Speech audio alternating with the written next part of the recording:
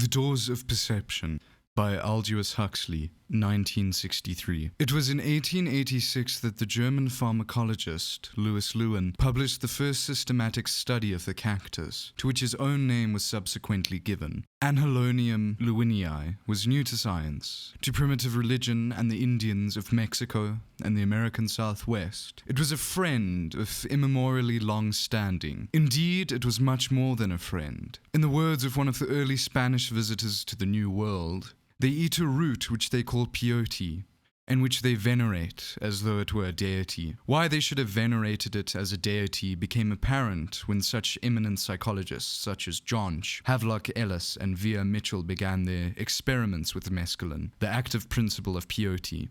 True, they stopped short at a point well this side of idolatry, but all concurred in assigning to mescaline a position among drugs of unique distinction. Administered in suitable doses, it changes the quality of consciousness more profoundly and yet is less toxic than any other substance in the pharmacologist's repertoire. Mescaline research has been going on sporadically ever since the days of Lewin and Havelock Ellis. Chemists have not merely isolated the alkaloid, they have learned how to synthesize it, so that the supply no longer depends on the sparse and intermittent crop of a desert cactus. Alienists have dosed themselves with mescaline in the hope thereby of coming to a first-hand understanding of their patient's mental processes. Working unfortunately upon too few subjects within too narrow a range of circumstances, psychologists have observed and catalogued some of the drug's more striking effects. Neurologists and physiologists have found out something about the mechanism of its action upon the central nervous system, and at least one professional philosopher has taken mescaline for the light it may throw on such ancient, unsolved riddles as the place of mind in nature and the relationship between brain and consciousness.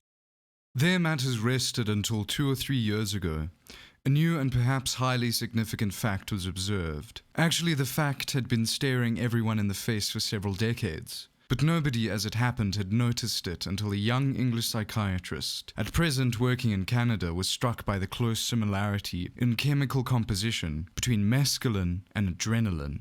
Further research revealed that lysergic acid, an extremely potent hallucinogen derived from ergot, has a structural biochemical relationship to the others. Then came the discovery that adrenochrome, which is a product of decomposition of adrenaline, can produce many of the symptoms observed in mescaline intoxication. But adrenochrome probably occurs spontaneously in the human body. In other words, each one of us may be capable of manufacturing a chemical, minute doses, of which are known to cause profound changes in consciousness. Certain of these changes are similar to those which occur in that most characteristic plague of the 20th century, schizophrenia.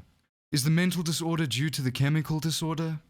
And is the chemical disorder due, in its turn, to psychological distresses affecting the adrenals? It would be rash and premature to affirm it. The most we can say is that some kind of prima facie cause has made it out. Meanwhile, the clue is being systematically followed. The sleuths, biochemists, psychiatrists, psychologists are all on the trail. By a series of, for me, extremely fortunate circumstances, I found myself in the spring of 1953 squarely athwart that trail.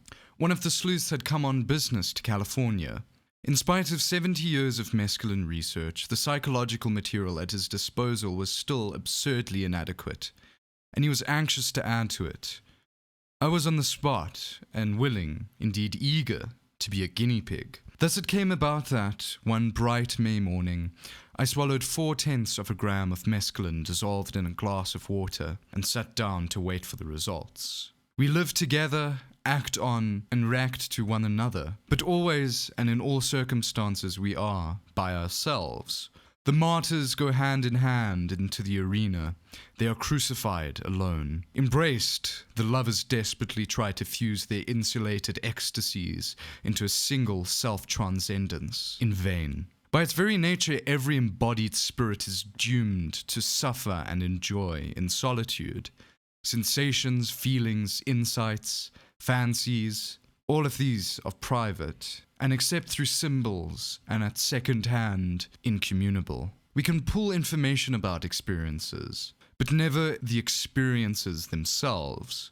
From family to nation, every human group is a society of island universes. Most island universes are sufficiently like one another to permit of inferential understanding, or even of mutual empathy or feeling into. Thus, remembering our own bereavements and humiliations, we can condole with others in analogous circumstances, can put ourselves, always of course, in a slightly Pickwickian sense, in their places. But in certain cases, communication between universes is incomplete, or even non-existent. The mind is its own place, and the places inhabited by the insane and the exceptionally gifted are so different from the places where ordinary men and women live, that there is little or no common ground of memory to serve as a basis for understanding or fellow feeling. Words are uttered, but fail to enlighten.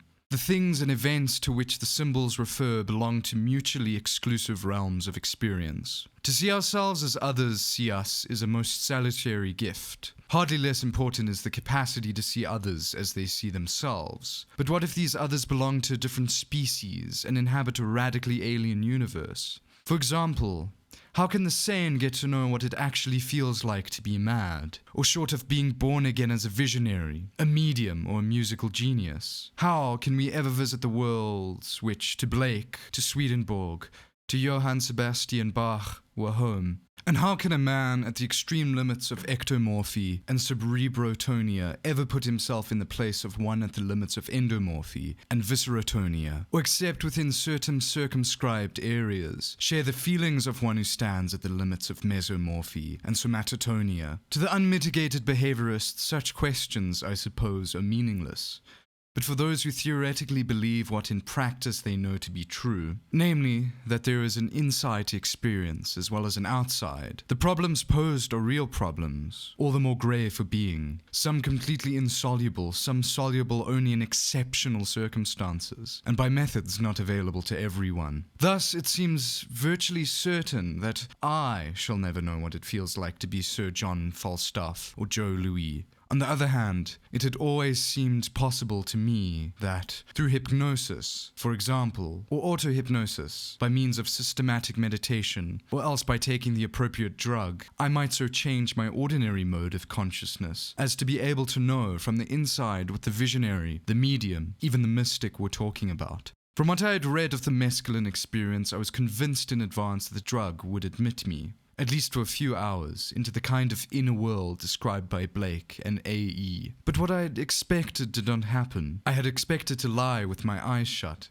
looking at visions of many-colored geometries, of animated architectures rich with gems and fabulous lovely, of landscapes with heroic figures, of symbolic dramas trembling perpetually on the verge of the ultimate revelation. But I had not reckoned, it was evident, with the idiosyncrasies of my mental makeup, the facts of my temperament, training, and habits. I am, and for as long as I can remember, have always been a poor visualizer. Words, even the pregnant words of poets, do not evoke pictures in my mind. No hypnagogic visions greet me on the verge of sleep. When I recall something, the memory does not present itself to me as a vividly seen event or object. By an effort of the will, I can evoke a not very vivid image of what happened yesterday afternoon, of how the Lugano used to look before the bridges were destroyed, of the Bayswater Road when the only buses were green and tiny and drawn by aged horses at 3.5 miles an hour. But such images have little substance and absolutely no autonomous life of their own. They stand to real, perceived objects in the same relation as Homer's ghosts stood to the men of flesh and blood who came to visit them in the shades. Only when I have a high temperature do my mental images come to independent life. To those in whom the faculty of visualization is strong, my inner world must seem curiously drab, limited and uninteresting. This was the world, a poor thing but my own, which I expected to see transformed into something completely unlike itself. The change which actually took place in that world was in no sense revolutionary. Half an hour after swallowing the drug, I became aware of a slow dance of golden lights. A little later, there was sumptuous red surfaces swelling and expanding from bright nodes of energy that vibrated with a continuously changing, patterned life. At another time, the closing of my eyes revealed a complex of grey structures, within which pale bluish spheres kept emerging into intense solidity, and, having emerged, would slide noiselessly upwards, out of sight. But at no time were there faces, forms of men or animals. I saw no landscapes, no enormous spaces, no magical growth and metamorphosis of buildings, nothing remotely like a drama or a parable. The other world to which mescaline admitted me to was not the world of visions. It existed out there in what I could see with my eyes open. The great change was within the realm of objective fact. What had happened to my subjective universe was relatively unimportant. I took my pill at 11. An hour and a half later, I was sitting in my study looking intensely at a small glass vase. The vase contained only 3 flowers. A full-blown belly of Portugal rose, shell pink with a hint at every petal's base of a hotter, flamier hue, a large magenta and cream-colored carnation, and, pale purple at the end of its broken stalk, the bold, heraldic blossom of an iris. Fortuitous and provisional, the little nosegay broke all the rules of traditional good taste. At breakfast that morning I'd been struck by the lively dissonance of its colors, but that was no longer the point. I was not looking now at an unusual flower arrangement. I was seeing what Adam had seen on the morning of his creation, the miracle, moment by moment, of naked existence. "Is it agreeable?" someone asked. During this part of the experiment, all conversations were recorded on a dictating machine, and it has been possible for me to refresh my memory of what was said. "Neither agreeable nor disagreeable," I answered. "It just is. Istigkeit. Wasn't that the word Meister Eckhart liked to use? Isness. The being of Platonic philosophy. Except that Plato seems to have made the enormous, the grotesque mistake of separating being from becoming and identifying it with the mathematical abstraction of the idea. He could never, poor fellow, have seen a bunch of flowers shining with their own inner light and all but quivering under the pressure of the significance with which they were changed. Could never have perceived that what a rose and iris and carnation so intensely signified was nothing more and nothing less than what they were, a transience that was yet eternal life, a perpetual perishing that was at the same time pure being, a bundle of minute, unique particulars, in which by some unspeakable and yet self-evident paradox was to be seen the divine source of all existence. I continued to look at the flowers, and in their living light I seemed to detect the qualitative equivalent of breathing, but of a breathing without returns to a starting point, with no recurrent ebbs, but only a repeated flow from beauty to heightened beauty, from deeper to ever deeper meaning. Words like grace and transfiguration came to my mind, and this of course was what, among other things, they stood for. My eyes travelled from the rose to the carnation, and from that feathery incandescence to the smooth scrolls of sentient amethyst, which were the iris, the beatific vision, Sat Chit Ananda, being, awareness, bliss. For the first time I understood, not on the verbal level, not by inchoate hints or at a distance, but precisely and completely what those prodigious syllables referred to. And then I remembered a passage I had read in one of Suzuki's essays. What is the Dharma body of the Buddha? The Dharma body of the Buddha is another way of saying mind, suchness, the void, the Godhead. The question is asked in a Zen monastery by an earnest and bewildered novice, and with the prompt irrelevance of one of the Marx brothers, the master answers, the hedge at the bottom of the garden. And the man who realizes this truth, the novice dubiously inquires, "What, may I ask, is he?" Groucho gives him a whack over the shoulders with his staff and answers, "A golden-haired lion." It had been, when I read it, only a vaguely pregnant piece of nonsense. Now it was all clear as day, as evident as Euclid. Of course the Dharma body of the Buddha was the hedge at the bottom of the garden. At the same time, and no less obviously, it was these flowers. It was anything that I, or rather the blessed not I, released for a moment from my throttling embrace, cared to look at. The books, for example, with which my study walls were lined, like the flowers, they glowed when I looked at them with brighter colors and profounder significance. Red books like rubies, emerald books, books bound in white jade, books of agate, of aquamarine, of yellow topaz, lapis lazuli books whose color was so intense, so intrinsically meaningful that they seemed to be on the point of leaving the shelves to thrust themselves more insistently on my attention. What about spatial relationships? The investigator inquired as I was looking at these books. It was difficult to answer. True, the perspective looked rather odd, and the walls of the room no longer seemed to meet in the right angles. But these were not the really important facts. The really important facts were that the spatial relationships had ceased to matter very much, and that my mind was perceiving the world in terms of other than spatial categories. At ordinary times, the eye concerns itself with such problems such as where, how far, how situated in relation to what.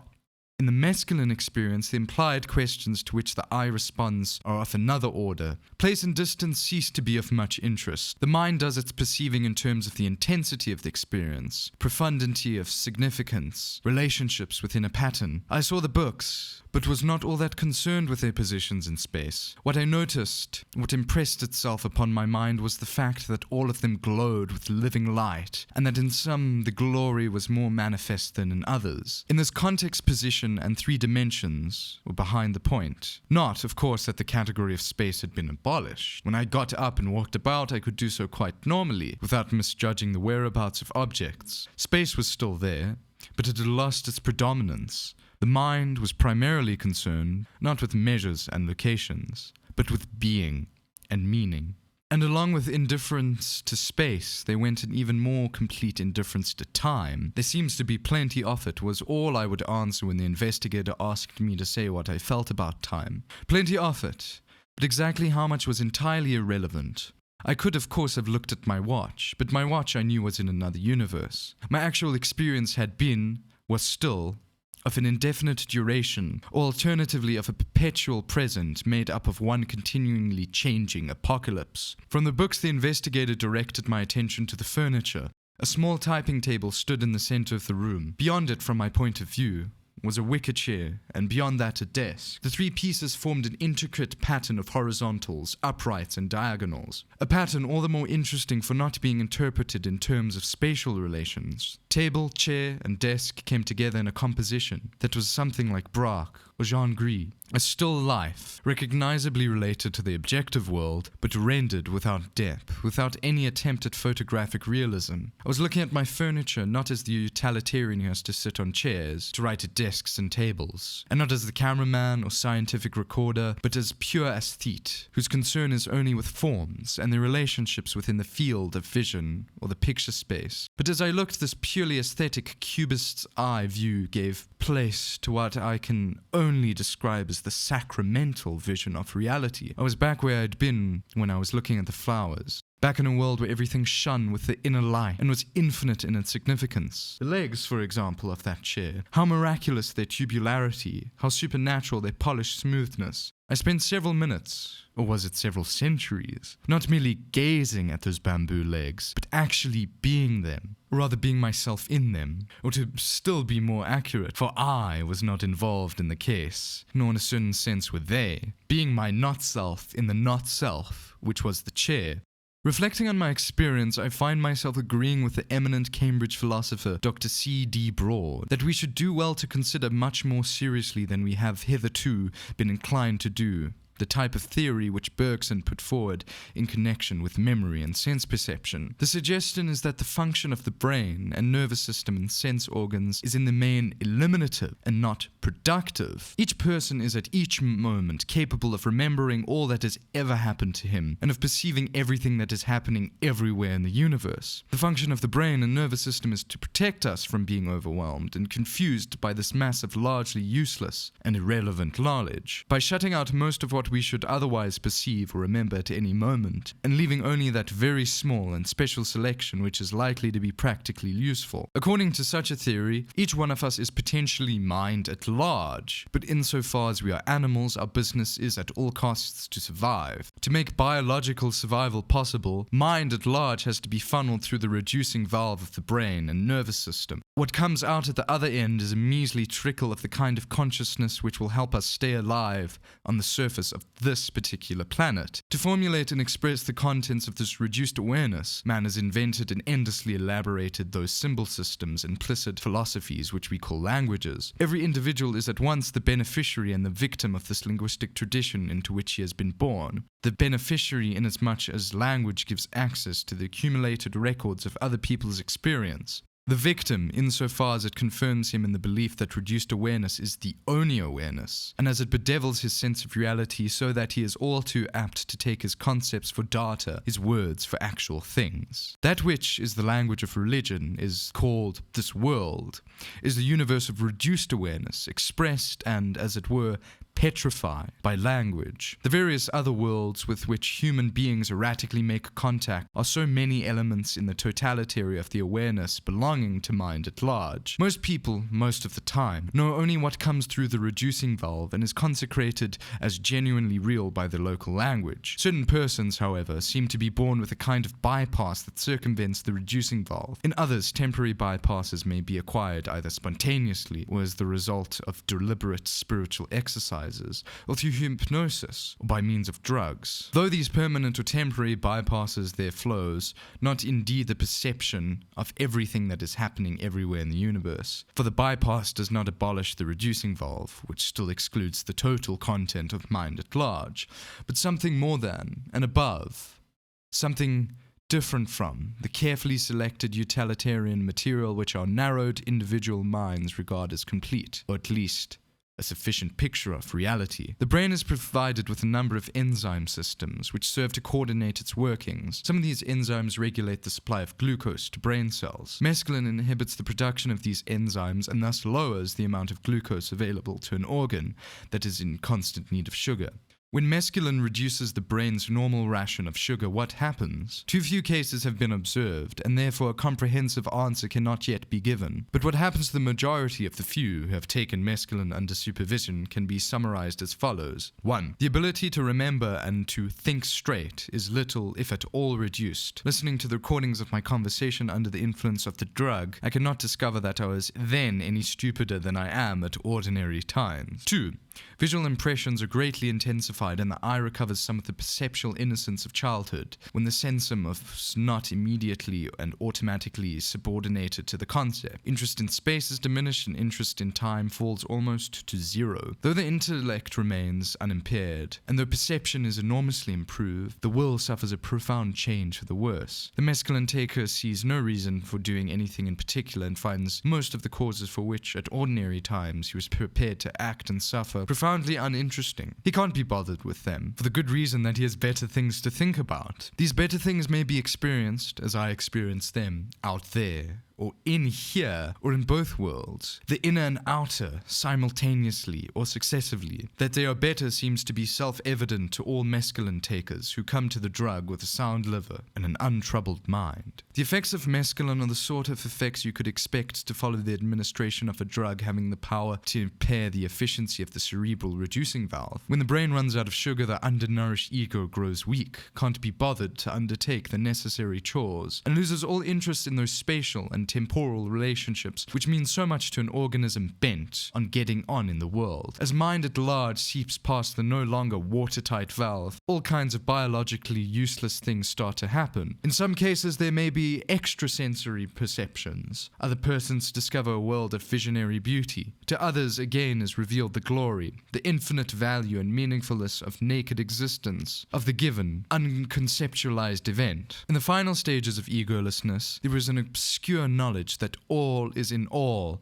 that all is actually each. This is as near, I take it, as a finite mind can ever come to perceiving everything that is happening everywhere in the universe at once. In this context, how significant is the enormous heightening under mescaline of the perception of color? For certain animals, it is biologically very important to be able to distinguish certain hues. But beyond the limits of the utilitarian spectrum, most creatures are completely colorblind. Bees, for example, spend most of their time deflowering the fresh versions of the spring, but, as von Frisch has shown, they can recognize only a very few colors. Man's highly developed color sense is a biological luxury, inestimably precious to him as an intellectual and spiritual being, but unnecessary to his survival as an animal. To judge by the adjectives which Homer puts into their mouths, the heroes of the Trojan War hardly excelled the bees in their capacity to distinguish colors. In this respect, at least, mankind's advance has been prodigious. Mescaline raises all colors to a higher power and makes the percipient aware of innumerable fine shades of difference, to which at ordinary times he is completely blind, it would seem that for mind at large,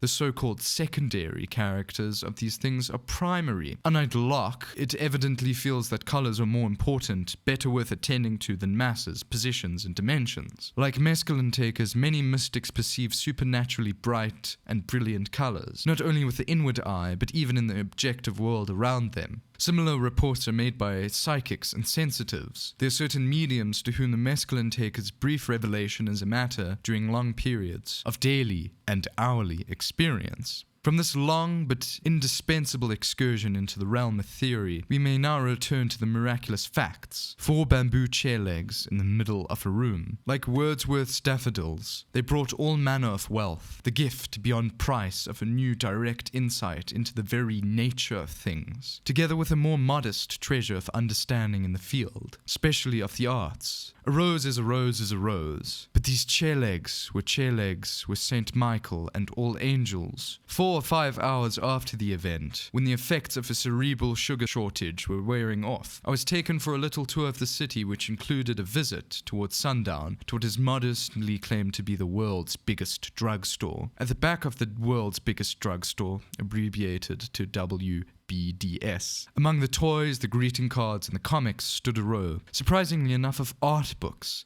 I picked up the first volume that came to mind. It was on Van Gogh, and the picture at which the book opened was the chair, the astounding portrait of a Ding an sich, which the mad painter saw with a kind of adoring terror and tried to render on his canvas. But it was a task to which the power, even genius, proved wholly inadequate.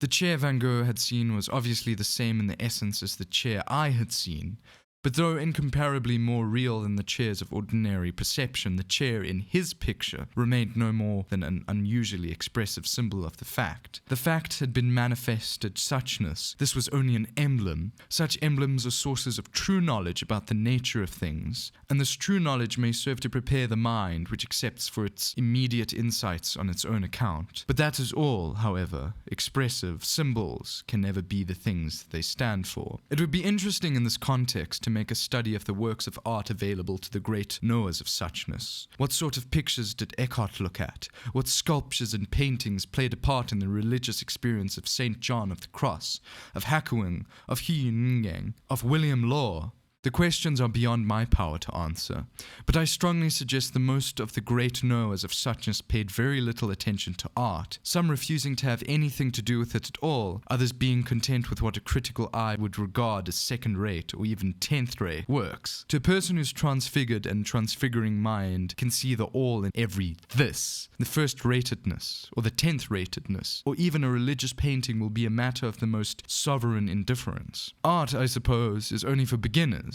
or else for those resolute dead-enders who have made up their mind to be content with the ersatz of suchness, with symbols rather than with what they signify, with the elegantly composed in recipe in lieu of actual dinner. I returned the Van Gogh to its rack, and picked up the volume standing next to it. It was a book on Botticelli. I turned the pages. The Birth of Venus, never one of my favorites. Mars and Venus, that loveliness so passionately denounced by poor Ruskin at the height of his long-drawn sexual tragedy. The marvelously rich and intricate calumny of Apelles.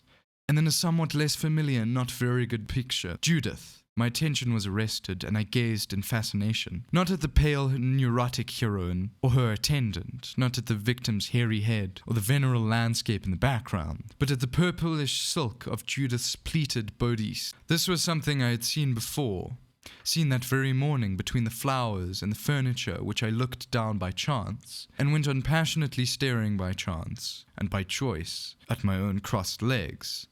Those folds in the trousers, what a labyrinth of endlessly significant complexity, and the texture of the grey flannel, how rich, how deeply mysteriously sumptuous. And here they were again, in Botticelli's picture.